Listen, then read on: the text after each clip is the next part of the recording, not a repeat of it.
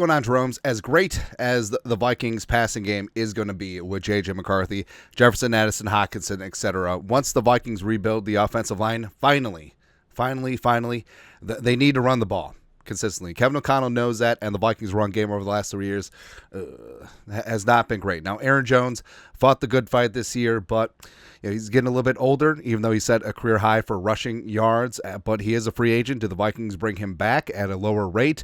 Cam Akers is also a free agent, and if he doesn't re-sign, we're just going to trade for his ass again for the third year in a row. But the only running backs right now on the roster are Xavier Scott as well as Ty Chandler, plus fullback C.J. Ham. So the Vikings are going to have to add in the running back room. Free agent-wise, it's not a great free agent class. Now, last year, everything was turned on its head because Saquon, stud. Josh Jacobs, fine. And Derrick Henry, absolute stud. So we got back to the era where, hey, you can start paying running backs again, but this class maybe not so much. Like when Aaron Jones is your RB1 in the free agent class, I don't know, man. I don't know. But Najee Harris. Also, I can't unsee the Anne Hathaway thing. Yeah, but Jeff Wilson, A.J. Dillon coming off of that injury. Madison is out. No. So even though the Vikings have the cap space, they're not going to spend huge in free agency at running back outside of bringing Aaron Jones back at a reduced rate. Probably not going to happen. But Ave Maria, this might be one of the best running back draft classes in a while. In absolute while. So up at the top, you got Ashton Genty, of course.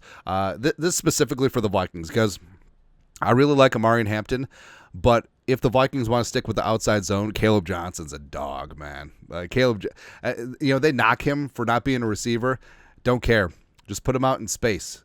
He's David Johnson, essentially, right? Then Travion Henderson, and the more.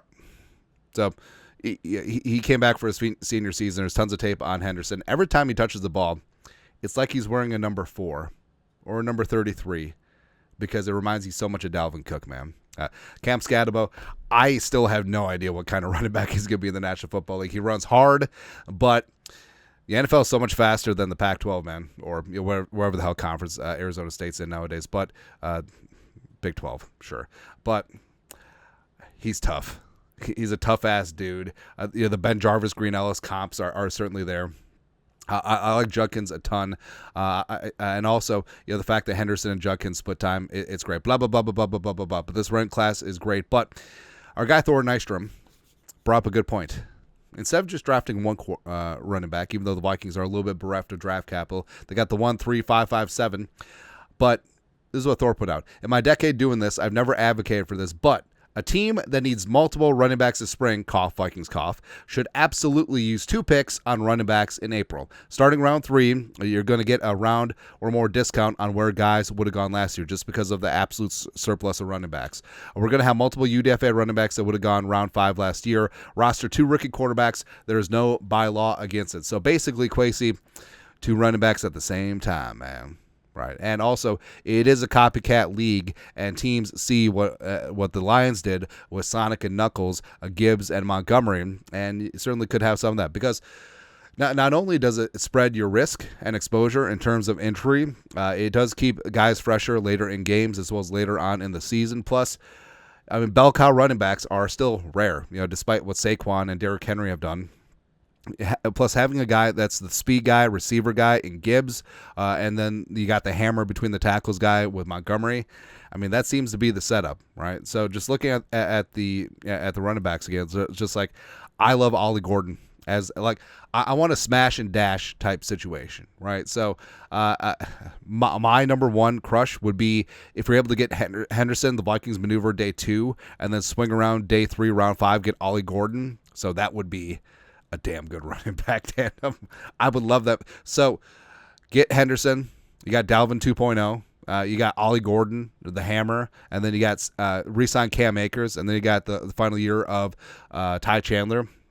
That'd be pretty damn good. Or Khalil Mullings, reunite him, Michigan alum with J.J. McCarthy.